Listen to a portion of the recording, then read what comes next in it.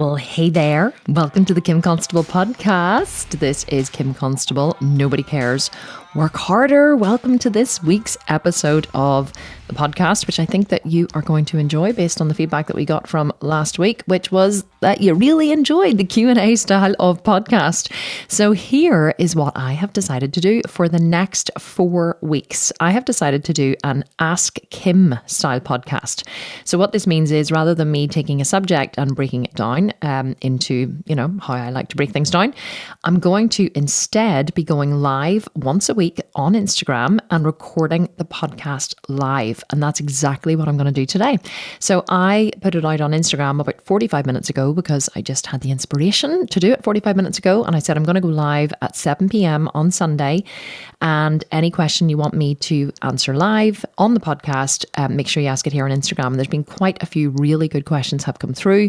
And so I'm going to hit the live button in about 3 minutes. I'm going to go live on Instagram. So I'm going to be recording the podcast, answering the questions here, but I'm going to be also live on Instagram at the same time. So if I get a little bit excited and shout and raise my voice a little bit, that is why, but I will try to keep my excitement levels to a minimum. And I hope that you enjoyed this Q&A style. I got so much good feedback last week, so many reviews, people writing to me and saying, love this style, loved listening to your answers. Because of course, fitness isn't just what I do. I am so interested in have experience in many, many things, fitness and business and life skills and parenting and homeschooling and all of those different things. So if you are interested in hearing more than just me talk about bodybuilding and shredding and building muscle and all of those things, then this Q&A is definitely the place where you can get all of your questions answered. But we are going to be going live on Instagram.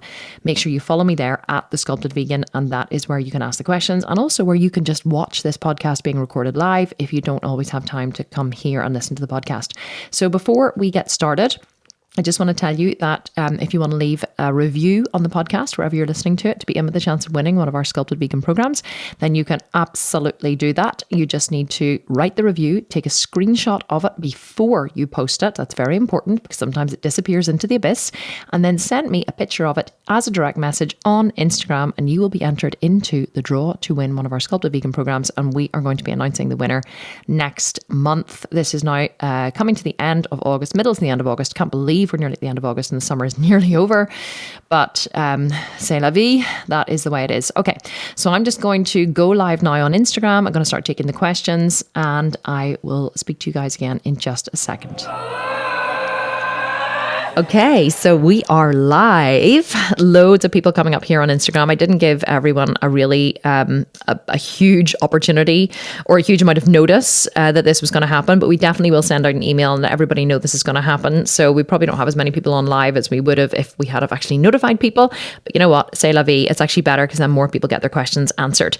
Okay, so let me pull up the questions. Some really good questions here. And let me just actually I'm going to start with some short ones before we get into, deeper into the content. So pull up this question here at the bottom. Okay, question from Stories. Is the scream at the start of your podcasts you in training? So this is a really good, quick one just to answer. So I remember whenever I train with my trainer, Mark Getty. Now I have a home gym, so I train mostly from my home gym. But whenever I go to Lisburn to train with Mark, it's mostly legs. And Mark, I've never trained harder in my life than I trained with Mark Getty. And whenever you are training legs with Mark, you honestly feel like you are giving birth. That's the only way I can describe it. That's my husband and I were talking the other day whenever we were walking, and I said to him, those last couple of reps on the incline hack squat, which is usually the first squat machine that we do, or sometimes the second, but those last few reps on that machine, I really genuinely feel the same amount of intensity that I felt when I was giving birth to my 4 children. I'm not even kidding. And so just for those last couple of ones, sometimes you really, really, really have to dig deep and push harder than you've ever pushed in your life before. And so there was, in one of the videos, I remember I'd sent it through to my creative director at the time, who was also called Mark. And I'd sent through one of the videos that we had taken because he was making video content for us. And in one of the videos in my final, I don't know whether it was my final rep actually, or whether it was the first rep, but anyway, it was in one of the squat sets. I let out this massive big, it was just me going from the bottom to the top, of the rep. And Mark took that sound out of the video and he made it into the start of the podcast, which was absolutely genius. I think it's brilliant. And so sometimes people either love it or they hate it because it's a real feral sound. And if you haven't listened to it, if you're actually watching this on Instagram and you haven't listened to it, then make sure you go and listen to the podcast at some point if you want to hear what I mean. But it really is a very deep kind of feral, what's that word I'm looking for? Guttural kind of sound. It really just comes from, you can tell that someone really isn't thinking about what they're doing. You really just feel like you're giving birth. So yes, that is where the sound comes from. And a lot of my audience are here and they're saying, I love it. I love it. I love it. I love that you love it because I love it too.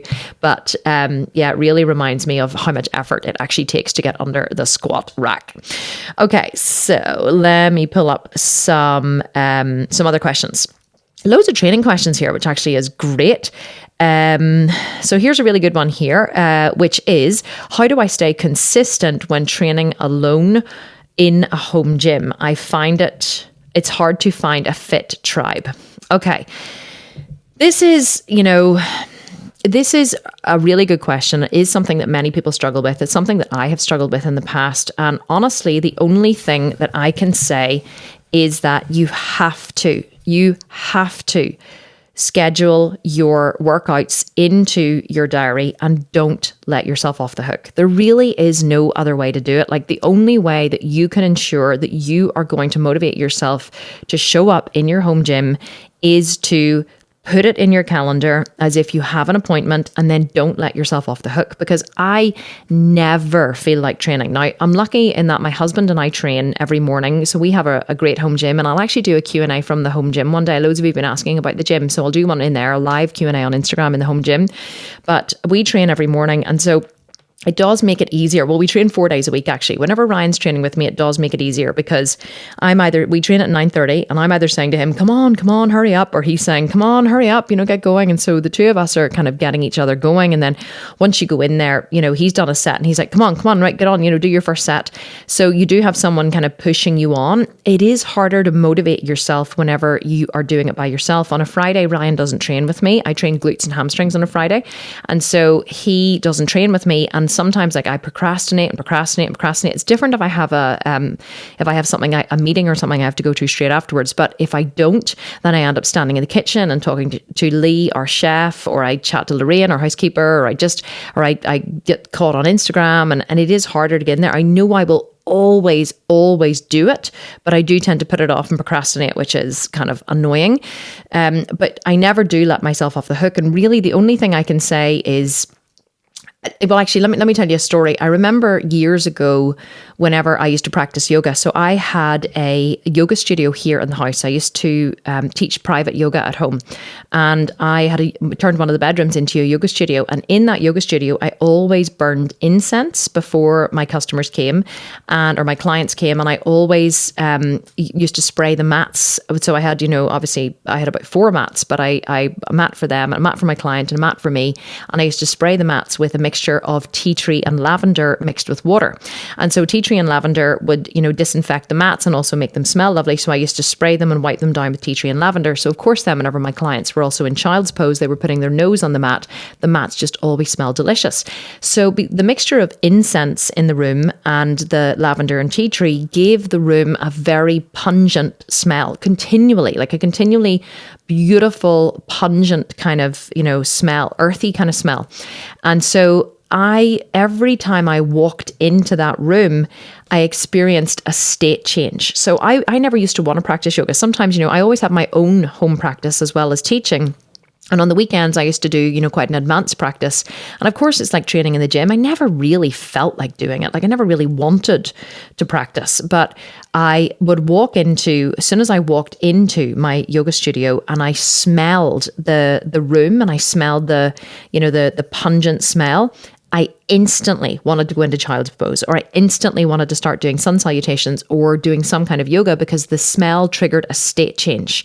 So it's important, if you find yourself not being motivated, to find something that can help you to trigger a state change. You know how you don't think that you're hungry, or you're like, really, I'm not hungry at all. And then you smell pizza. Like someone will say, do you want some food? And you'll be like, no, I'm not hungry at all. And then you smell pizza and you're like, and suddenly you're hungry. And it's not really that you're hungry. It's that the smell of the pizza or whatever your favorite food is has stimulated your hunger hormones. And so now suddenly you feel hungry. It's the same as the gym. It's the same as the yoga room. It's the same as anything in which you need to change your state and motivate yourself to do. A lot of people say this to me if they don't feel like going to a gym or they don't feel like working out. As soon as they walk into a commercial gym and they smell the smell of the gym, suddenly they feel motivated to train. And you've had this before, like you really haven't felt like going out maybe whenever you're younger, and then you walk into like a nightclub and the music's banging and the atmosphere, and you have that smell of a nightclub, which almost smells like that steam that they let off. And suddenly when you're there, you're like, yeah. And suddenly you don't remember that you were tired and unmotivated and you didn't want to go out. You are there to party. So that's a physiological state change. And if you can create something in your home gym or in your yoga studio or whatever it is you're trying to motivate yourself to do, if you can create something in there which will help you to create a physiological state change, that is going to help you to stay motivated.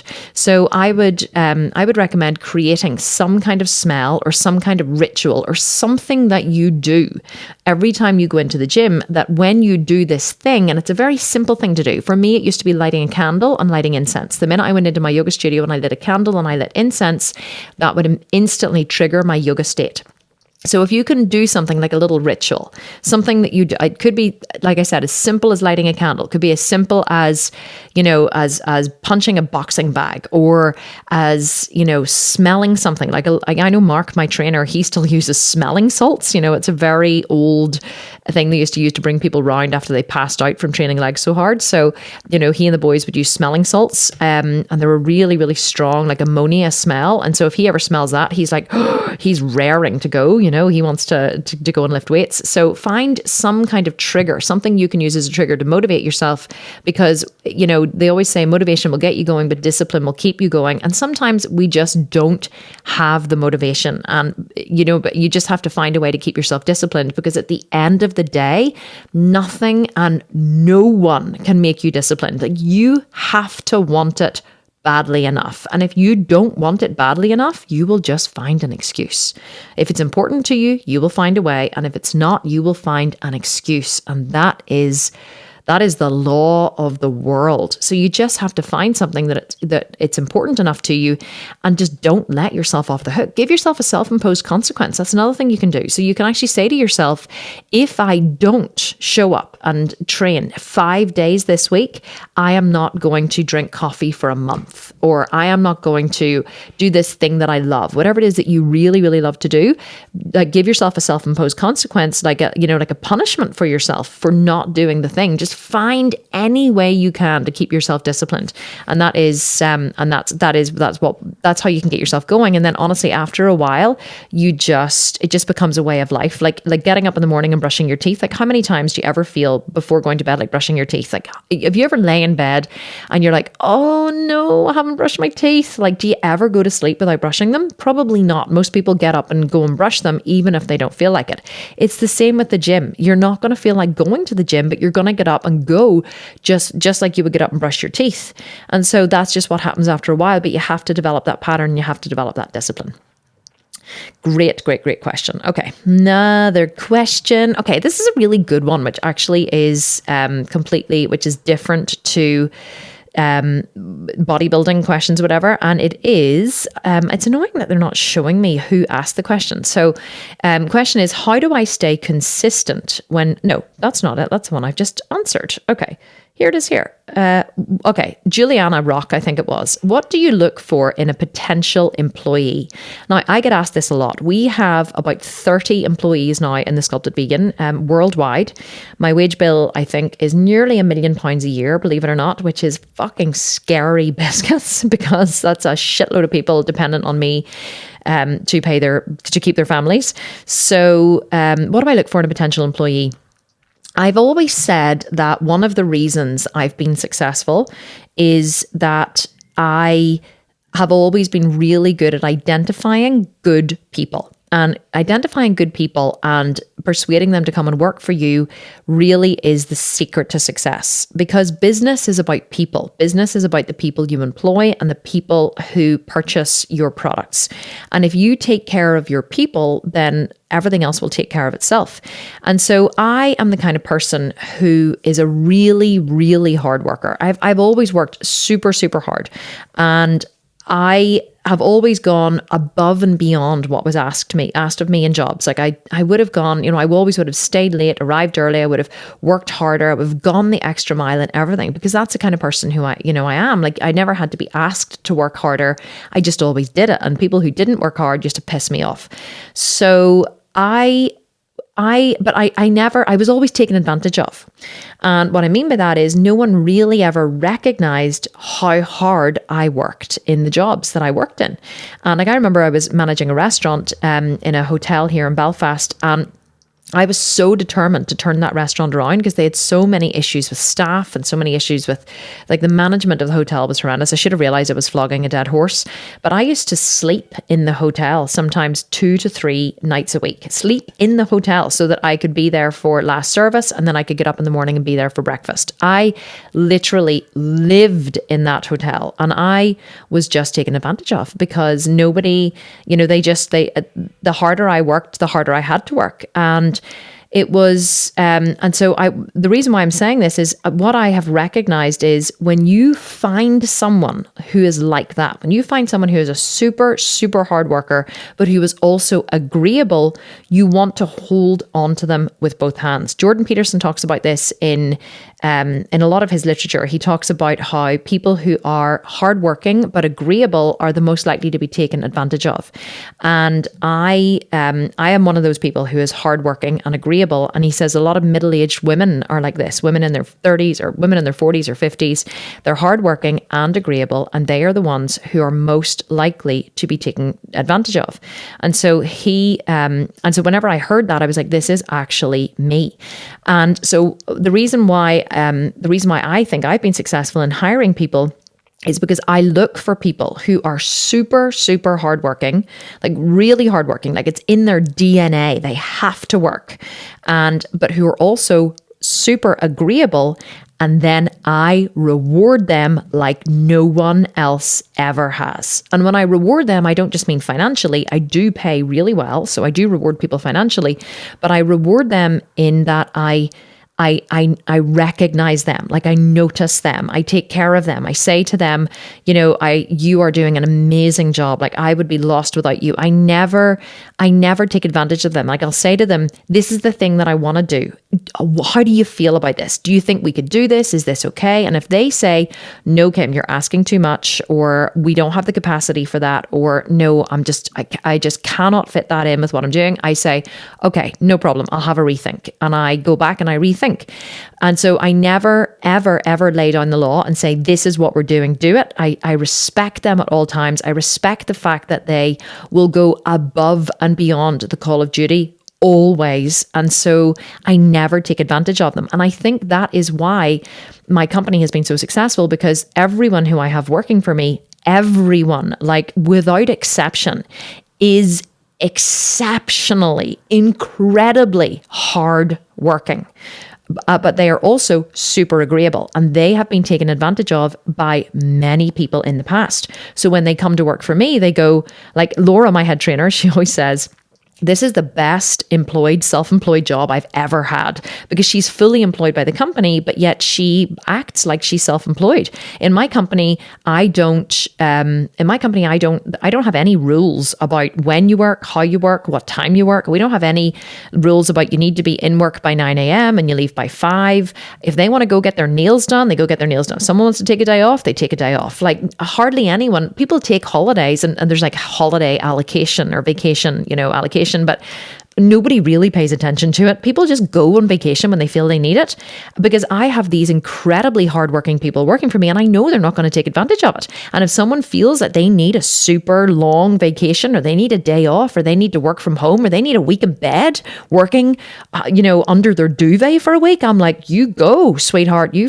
get under that duvet and you look after yourself, and and they love me for it, because I know that they wouldn't be taking time off if they really genuinely didn't need it. But apart from the fact, I give people respect. I give them the respect they're due. I say, you're an adult, right? You've been employed to do a job, and I won't expect any more of you than I'm paying you for.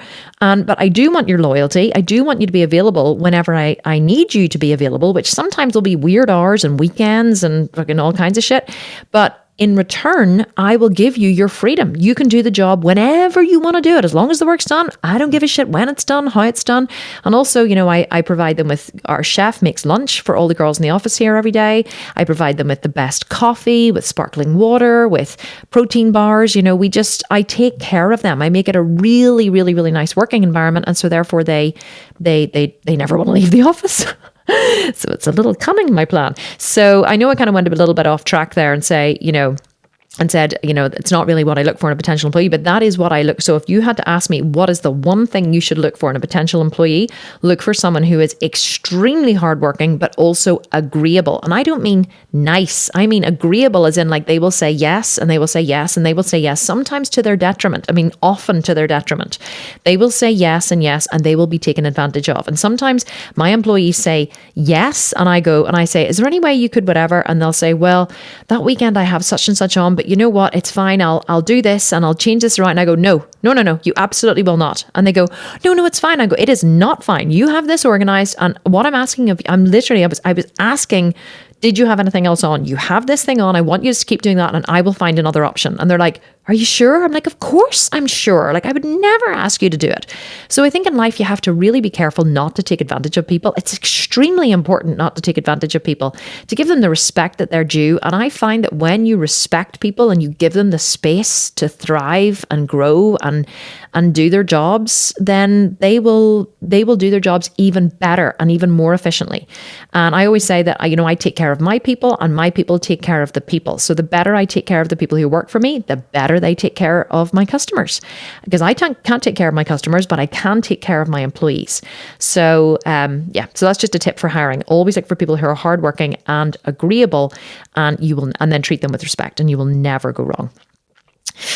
Okay. A couple of quick fire ones. Kim, did I read that you are launching an abs program, or when is the next launch? Okay, so we have some really exciting stuff coming up. So we have, 8-week abs is a program that Laura, my head trainer, has developed. It's 8 weeks of 8 minutes a day for 8 weeks, 8-week abs. It's not a shred program. It's a program that you can add on to the end of any of your training program, because it's only done in 8 minutes. And Laura not only demos the exercises, but she actually takes you through a full 8-minute training program. So she's there talking you through it. You just literally press play and you go. And I got my sister and my niece to come and record it. So they both do the 2 workouts. There's an advanced workout and then a more beginner's workout. And so you can choose your workout, and you just click, you just press and play and go. And we actually just designed the cover of it last week. The program's being designed at the minute, and the minute the program is designed, we will release it. It's going to be $47. So it's not going to be expensive at all.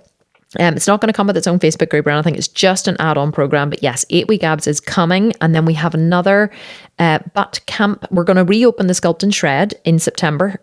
So at the end of September, we're going to reopen the Sculpt and Shred. We also have the app launching as soon as it's ready. It's in testing phase at the minute.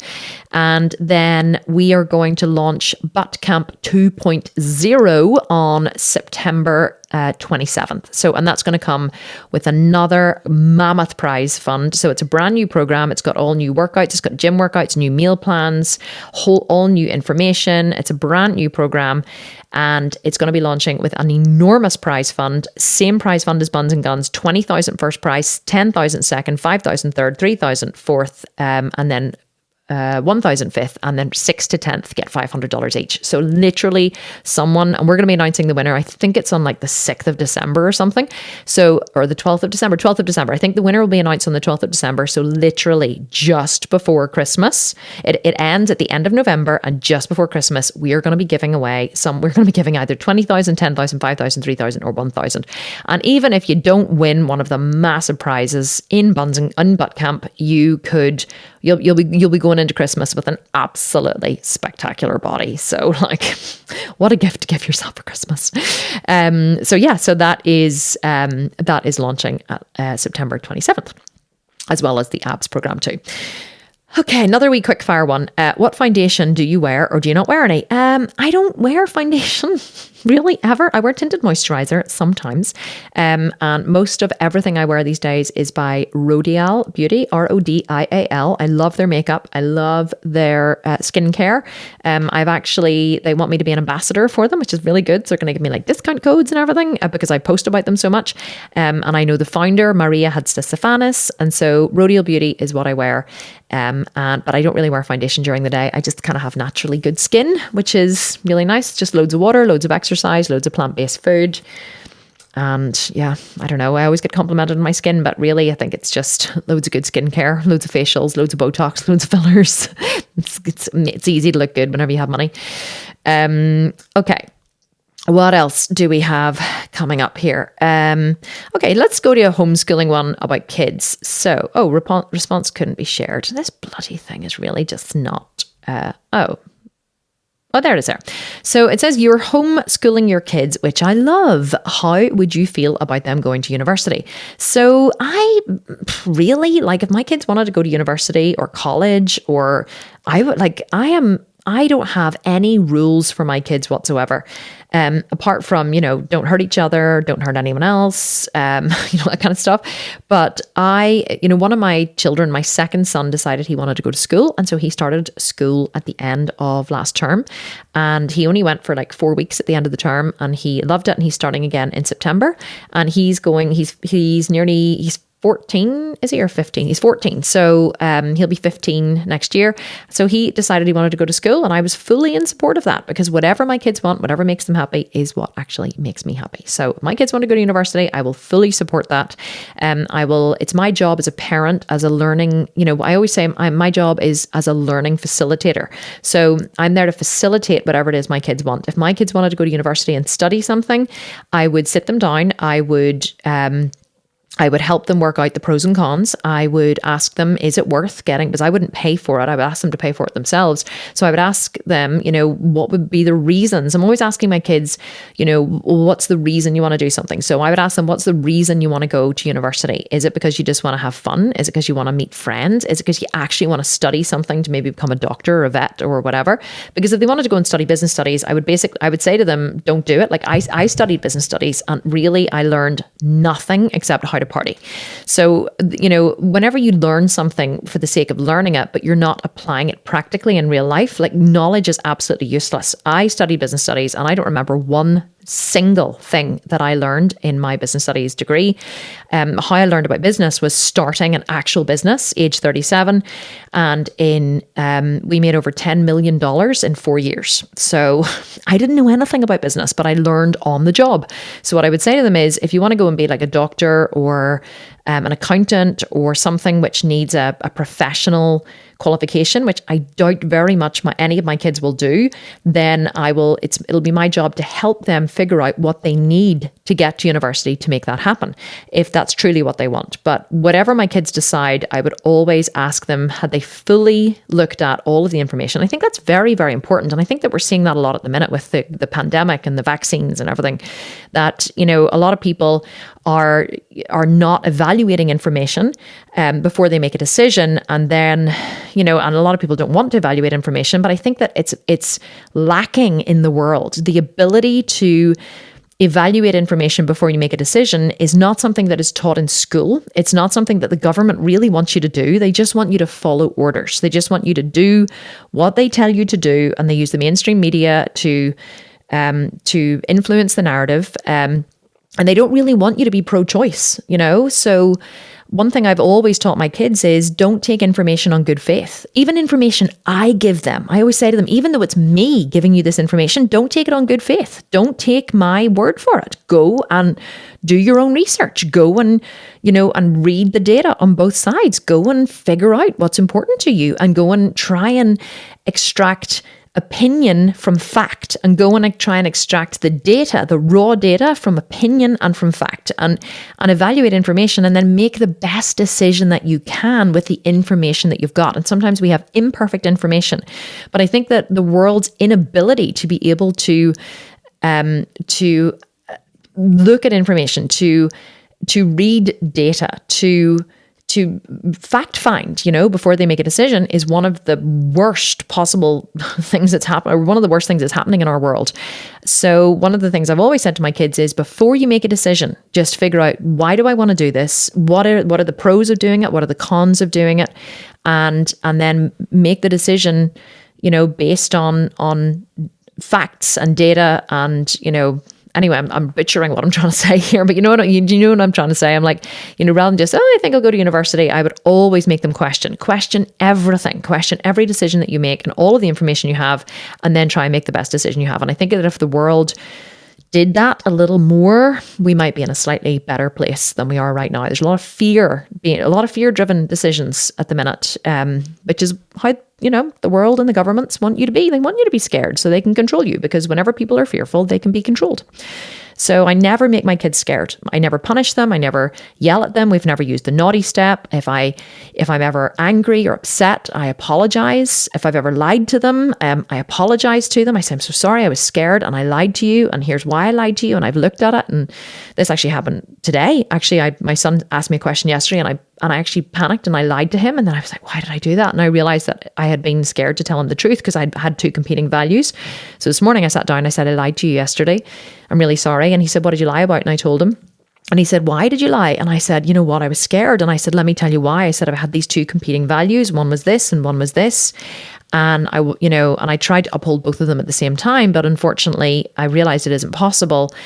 And I apologize, and I'm going to go and look at it and why I lied. And we had a great conversation about it, and it was wonderful. So I think whenever you own your decisions and you own your fear and you own your emotions, you make decisions from a place of being at cause. And whenever you make decisions from an at cause place, they are much better decisions, in my opinion. And so I think that if we all taught our kids to be that way, if we learned to be that way, because you can't teach your kids to be something that you have not learned.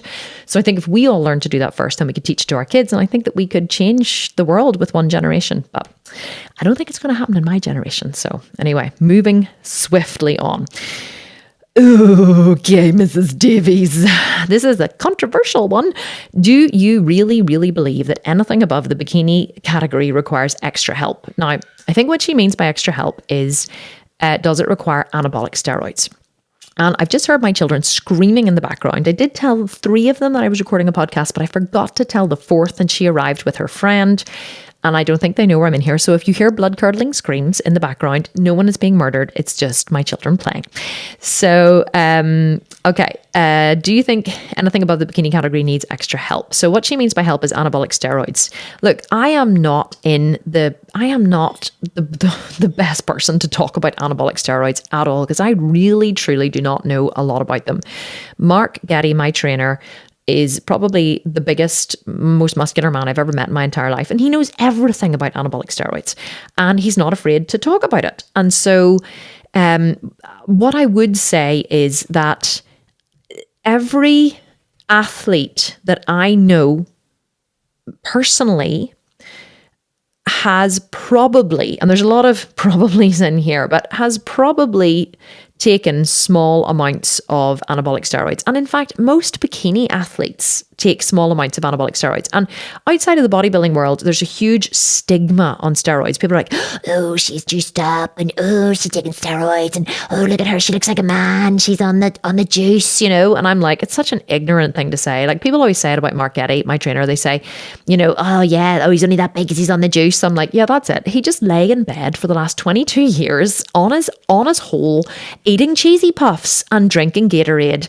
And that's how he got so big. All he did was inject himself with steroids and eat cheesy puffs and drink Gatorade. And that's why he's big. No, of course not. That man has worked harder than anyone I've ever fucking seen in my entire life. Now, did he get a little chemical help to, make his muscles grow? Well, yes. But does that mean that he didn't work hard for it? No. So I think that a lot of people love to diss steroids and say, that they love to almost make out that someone hasn't worked hard and just like, oh, she's on the juice or he's on the juice. And making out in some way that means that you're like, it cancels out all of the hard work you've done, all of the dieting you've done, all of the sacrifices and the eating and the building and the, and the gym time. And, it requires an enormous amount of work to be a professional bodybuilder. So I have never, ever spoken ill of anyone in the bodybuilding world. And it's only people outside of the bodybuilding world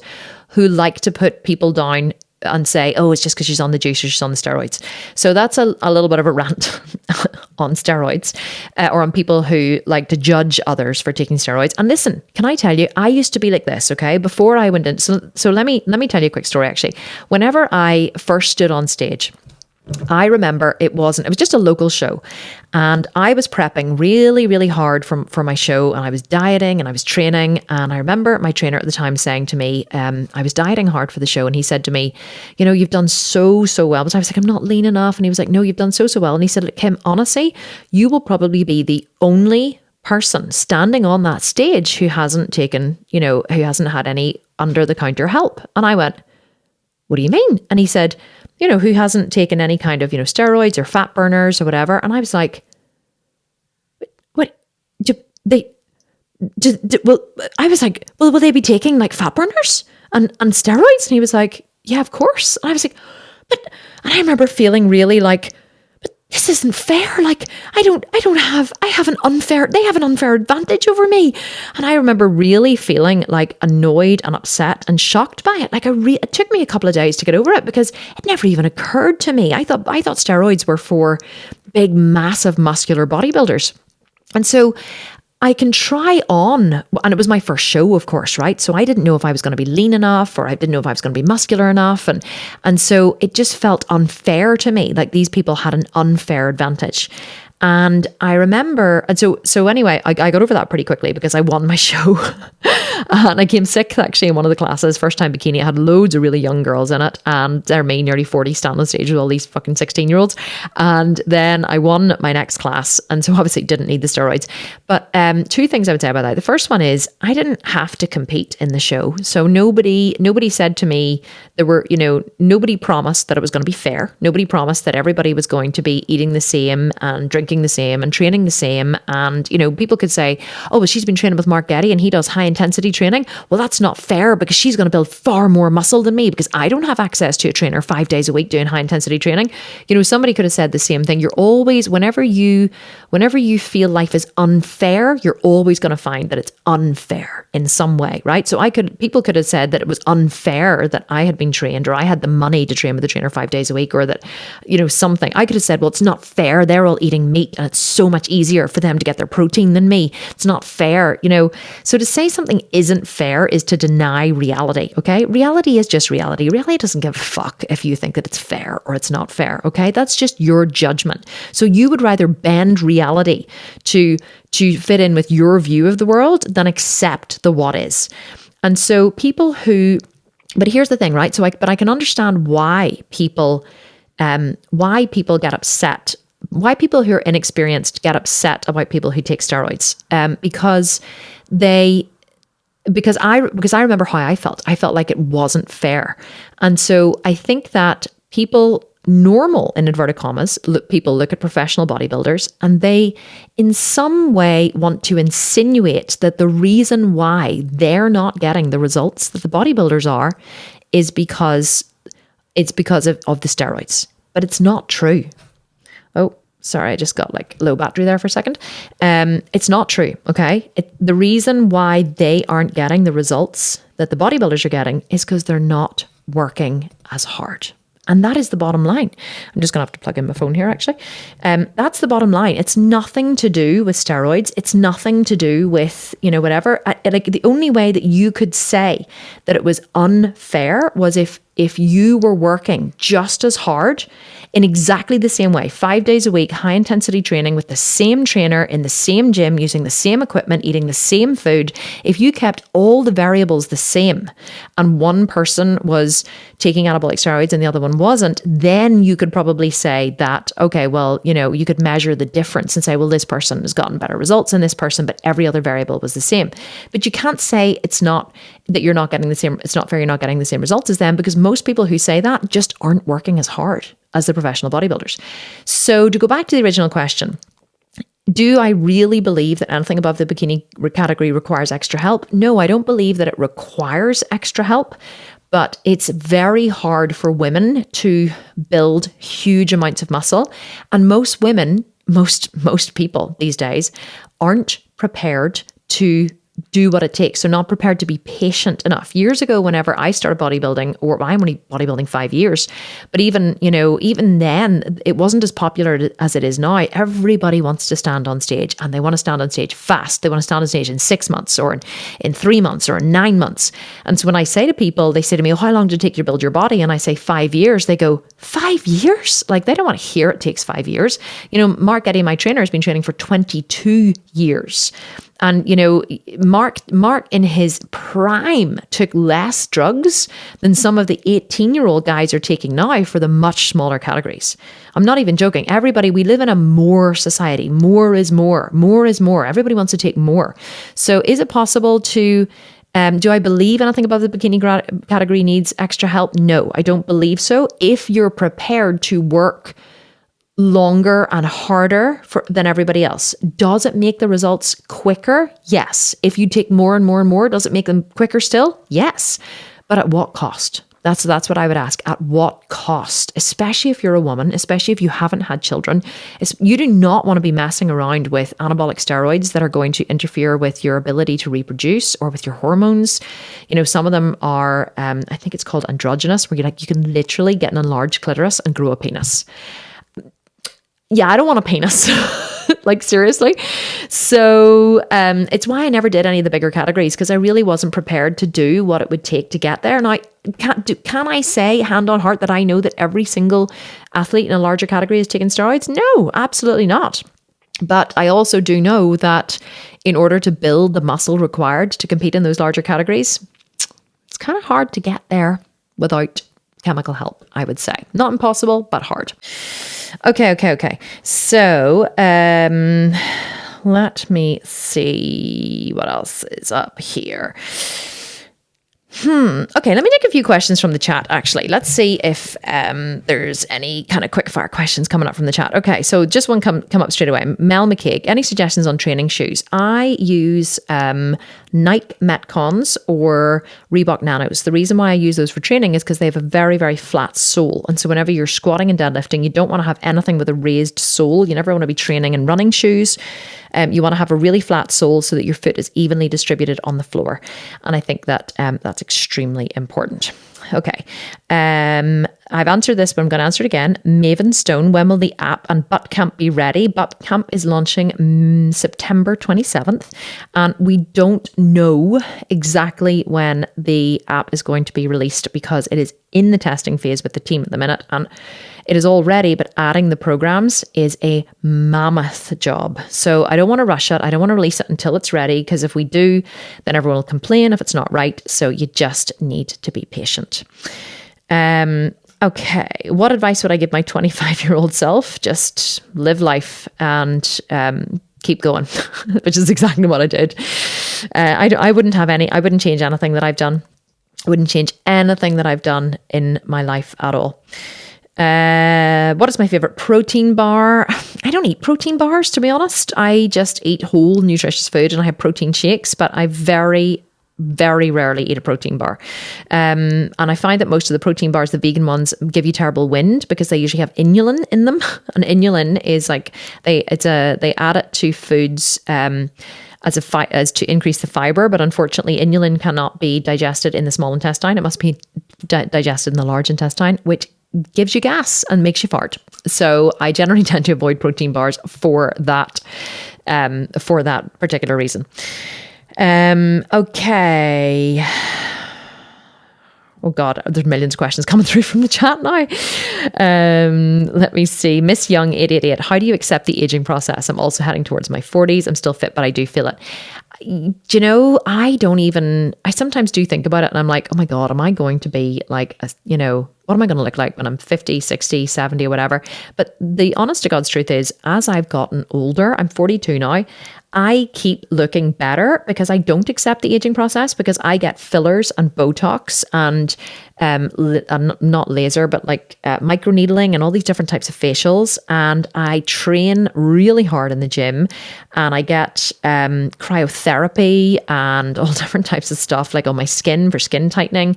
And I color my hair and I get eyelashes put on every couple of weeks and I get lip fillers and I got Invisalign to get my teeth straightened. And so I don't accept the aging process. I am determined to keep looking as young and fresh as I possibly can. And actually, because of all the work I get done, I look better now than I did in my 30s. So, and also I'm fitter. Like I do have wrinkles around my knees and my butt is a little saggier than it was. Well, actually, it's not saggier than it was. My butt looks far better now than it did in my 20s because I have decided that I am not going to be a traditional 50, 60, 70-year-old woman. I'm going to be fit. I'm going to be ripped. My skin will continue to soften, but I am going to be like fucking Madonna. I'm going to get younger every single year because that's just how I've decided it's going to be. So I don't accept the aging at all. I am determined to defy the aging process as much as I can. And I don't think that any woman should be judged for doing it. CBT Wisdom, you mentioned a possible mindset course in the $1 Million Mentor. Is that still in the works? Yes, that is still in the works. But I would say with everything else we have going on, it's probably going to be next year, the time it would launch. What else have we got going on? What is my favorite protein shake? Edit Veronica Hughes is asking. The Protein Works is my favorite protein shake. It's the Wonder Shake by the Protein Works. The macros are amazing. You can, it's only 82 calories for 25 grams of protein. It's absolutely spectacular. And you can get 55% off. Well, actually, I don't know whether it's 50 or 55. Sometimes that we toggle between the codes. So if you go to the checkout at the Protein Works and put in TSV for the Sculpted Vegan, TSV 50, or try TSV 55, you can get 55% off site-wide. Right, going to go back to the questions. We have about another 12 minutes. Loads of questions here. Loads of actually really funny questions as well. So what am I going to answer? So many here. Okay, I'm going to answer this one. Kim, has bodybuilding increased your confidence, or have you always been a very confident person? This is a great question. I have always been a very confident person, and I would be lying if I said that I wasn't. But I think that a lot of my confidence came from having a pretty difficult childhood. And when I say difficult, like it wasn't hugely difficult. I had a very loving family. I had it's my sister. I had two amazing sisters, still do have. My parents divorced when I was young, but I was always confident that they loved me, and I wasn't abused or anything like that. But my parents divorced when I was at a very tender age. I was about 7, and we were in boarding school at the time. So I went to boarding school from I was 7, and it was hard to be away from my parents. And I've talked about this quite a lot in the podcast before. And so I think that because I had to grow up very quickly, because I didn't have the umbrella protection of my mum and dad from a very young age, like I basically had to grow up fast, and I had to learn how to take care of myself. And so with that comes a huge amount of self-esteem.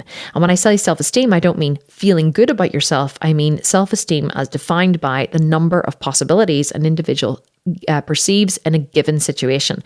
So that's how I define self-esteem. Not, I feel so good about myself. I define self-esteem as how many possibilities do I perceive in this situation? Because the more possibility I see in the world, the better I feel, the less of a victim I feel. And so I had to learn how to fend for myself from a very, very young age. But also my parents were both very confident and both very social. And so we always had, parties at the house, and my dad ran a business. He ran a car dealership from our house, and we always had people coming and going. And I was always chatting to strangers. There was always loads of people coming and going in the yard, and people who worked for dad. And so I was a very sociable child, and I was in contact with a huge amount of people from a very young age. And so I think that gave me an enormous amount of confidence. Now, here's where everything changed after I started bodybuilding. I had never really been happy with my body. And of course, they always say your biggest weakness is also your biggest strength. The fact that I hadn't been really happy, always really happy with my body, drove me to be better, drove me to start the company that I started, The Sculpted Vegan. And so whenever I started bodybuilding, I can honestly say I'd never, ever liked my butt. Never, ever, ever, my whole life. I don't know whether it was something that happened when I was younger or something that caused me to not like it, but I always wanted it to be better. I used to be conscious of it. I can remember being a teenager in a bikini and being conscious of it. I just never liked it. And so after I started bodybuilding, now that I'm 5 years down the line in bodybuilding, I can confidently say I love my body. I love my body. Now, are there bits of it that I would maybe love to change, or I would love to be like a little bigger or a little fuller? Possibly, but I've had the opportunity to have I have a boob job. So, I used to hate my boobs after having breastfeeding 4 children. And so I was able to get a boob job, and I have, grown my glutes over 5 years from concentrating, from working so hard on them. I take care of my body. I realized a few years ago that if you constantly take care of yourself and you have tan on and you're always, keeping yourself epilated, or whether you shave or you wax or whatever, if you always keep yourself in good physical shape, that's why I get my eyelashes done every 2 weeks. I have cosmetic tattooing. I get my, work done. I have cosmetic tattoos on my lips. I'm always tanned.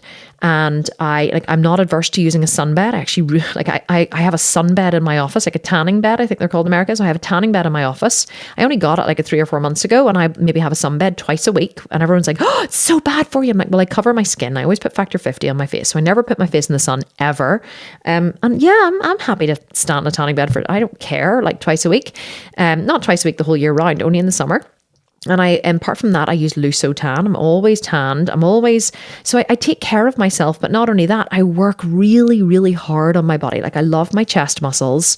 I love my leg muscles. I take care of myself, and I eat well, and I drink loads of water. And yes, I do enjoy having a drink on the weekend, but I've worked so hard on my body, and I honestly never thought that I would get here. I never thought that I would get to the point at 42 years of age where I genuinely can look in the mirror and say, I love my body. And I was standing, getting dressed the other day, and my husband said to me, he was like, "Fuck, your ass looks amazing at the minute." I was like, "Oh, does it?" And he said, "You can really see the work." Because I've been testing Buttcamp too, the gym program. I've been using all these different bands, and I've been focusing on my glutes 4 to 5 days a week, as well as my other workouts. And you can really see the difference. And he said, "Fuck, your ass looks amazing." And I keep looking at it in the mirror and thinking, God, I love my bum. It's full, it's round. I don't feel self-conscious about it anymore. But it has taken 5 years of getting here. So one thing I would say is, if you don't like your body or you don't feel confident, you can change it. You can change anything in your life. And I think this is maybe a good note to finish on, because, 5 years ago in 2016, I was a skinny yoga teacher with a wobbly tum and a saggy bum. And don't get me wrong, I was pretty lean. I was never huge. In fact, I was probably skinny, but I was only eating 1,200 calories a day. I had just done my yoga teacher training a couple of years before. I was earning some cash. I was earning about £400 a week cash, which is probably about $600 a week, cash or whatever, working here from home. But I decided in 2016 that I was going to change my life. I decided I was going to change it. I just made the decision. And I, stood on stage. I trained as a bodybuilder at the same time as building my business while homeschooling my 4 kids. And everyone goes, the haters love to say about me, they love to go, oh, well, it's because you had, you had a rich husband and it's easy to do what you did when you have a team of housekeepers. And I'm like, I didn't have anything. I didn't have a rich husband. Yeah, my husband earned the money, but we certainly weren't rich. And, I homeschooled my 4 children and I built my business from the ground up. Like I decided I was going to change my body and change my life when I was 36 years of age. And I did. And I built 2 multi-million-dollar companies. One multi-million. We launched a second company last year and it turned over 1.2 million in October, November, December, January, February, March. We launched, what are we now? April? I can't even remember. June, July. Yeah, 9 months or something. The second company I launched turned over $1.2 million in 9 months. And that's only in 2 launches. And then we're launching, we're launching a supplement company we're launching menopause supplements. We're launching an apparel company. We're launching a Facebook ads company. We are launching an Amazon reseller business is in the pipeline. It's happening at the minute. So I have so many. I'm building like this conglomerate now, but and I'm not saying it to boast. I'm genuinely not. And I know like my haters love to go, oh, she's so fucking full of herself. I'm like, well, you know what? I've earned the right to be full of myself. Like 6 years ago, I had nothing. And in 6 years, I changed my body. I made over $10 million and I've still managed to stay married and have the best relationship. I've worked so hard on my relationship with my husband. I didn't just stay married. I have a better marriage now than I've ever had. I have a great relationship with my kids. I have a great relationship with my family. And my life is in a completely different place. So bodybuilding hasn't really increased my confidence, I guess. It's definitely given me a purpose and a passion in life that I didn't have before. I used it to not only transform how I look and how I feel, but I used it to transform my life financially as well. So inadvertently, yes, I guess I could say bodybuilding has increased my confidence, but it's really, I've just used it as a vehicle to have more and be more. And I definitely, I thank my lucky stars that I looked at my saggy wee butt in the mirror one day and decided that enough was enough and I wasn't going to live with it anymore. And I downloaded a gym program and I went to the gym, and that is where it all started. I didn't have this grand plan for this massive company and this incredible body. All I wanted was a slightly bigger butt. So don't ever think that just because, you only have like a little dream that it won't turn into a bigger dream, because it can, and it will if you let it. Like I didn't, back then, if somebody had said to me that I would be sitting now in the position that I'm in with the following I'm in, like we sold over 100,000 programs in the last 3 years. Like it's phenomenal. And if somebody had told me that I would be in the position that I'm in now, I couldn't have imagined it. I really couldn't have imagined it, but it is possible. It's possible for anyone if you're willing to work hard for it. So that's what I'm going to leave you with today. Thank you so much for showing up today. I think I'm going to do these if I can. I don't know that I have anything coming up on Sundays. I'm trying to think of anything coming up on Sundays moving forward. I'm going to try and do these every Sunday for the next 4 weeks, like an Ask Kim podcast. And we'll definitely send out like a wee bit of info, or I'll send out to the mailing list information about it, whatever. And I hope you guys have enjoyed it. And thank you so much for showing up and asking loads of questions. And I'm really sorry that I didn't get to all your questions, but if you're listening to this and you didn't show up here live, because I'm recording this as a podcast, I'm telling Instagram here. So if you didn't, but now I'm talking to the podcast people, if you didn't know that I was recording this live on Instagram at 7 p.m. UK time, show up next week on Instagram, 7 p.m. UK time. It will be live and you can watch me record this and then listen to it at a later date if you want to get a little double dose of Kim, which I'm sure you don't, because a single dose is quite enough. But all I can say is thank you so much for showing up. Thank you so much for listening. I really appreciate each and every one of you here on Instagram and here on the podcast, because without you guys, asking questions and being interested, I wouldn't have a business. Business is about the people.